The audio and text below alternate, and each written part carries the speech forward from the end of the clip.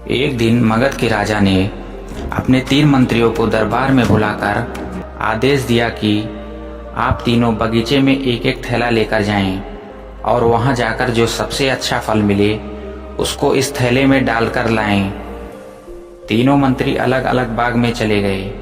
पहले मंत्री ने कोशिश किया कि राजा के लिए अच्छे से अच्छे फल लेकर जाएं, जो मीठे भी हों और स्वास्थ्यवर्धक भी हों।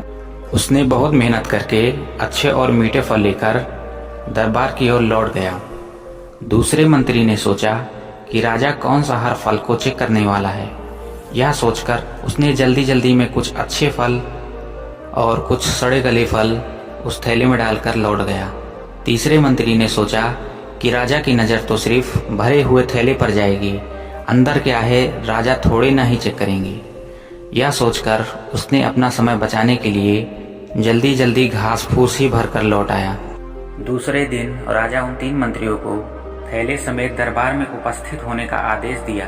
राजा ने तीनों मंत्रियों को बिना थैले खोलकर देखे आदेश दिया कि इन तीनों मंत्रियों को इनके थैलों समेत 2 महीने जेल में बंद कर दो और खाने के लिए जो कुछ भी इनके थैले में है उसी से ये लोग अपना काम चलाएं।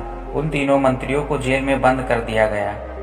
अब जेल में उनके पास फलों के अलावा खाने पीने के लिए कुछ भी नहीं था।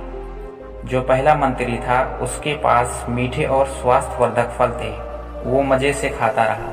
जो दूसरा मंत्री था उसको कुछ फल अच्छे मिले तो कुछ सड़े गले फल मिले, उसी से अपना काम चलाने लगा।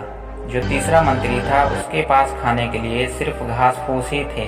2 महीने के कैद के बाद जो पहला मंत्री था वो बिल्कुल स्वस्थ और दुरुस्त था, लेकिन जो दूसरा मंत्री था वो बहुत बीमार होकर जेल से बाहर निकला। और जो तीसरा मंत्री था वो 2 महीने भूखे रहने की वजह से उसकी मृत्यु हो गई। दोस्तों, इस कहानी से हमें यह शिक्षा मिलती है, हम जिंदगी भर जो भी कर्म करते हैं हमारे बुरे वक्त में उन्हीं कर्मों का फल मिलता है।